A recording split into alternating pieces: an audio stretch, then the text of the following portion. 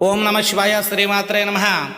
ఈసారి ఉగాది ఎప్పుడు అనే సందేహం చాలామంది మధ్యలో ఉంది. నేను గమనించాను. 2026 సంవత్సరం ఉగాది పండుగ మార్చి 19వ తేదీ గురువారం వచ్చింది. ఉగాది పాడ్యమి తేదీ ఉదయం 6:53 మొదలయ్యి మార్చి 20 శుక్రవారం ఉదయం 4:52 ముగుస్తుంది. కావున ఉగాది పండుగ 19వ తేదీనే జరుపుకోవాలి.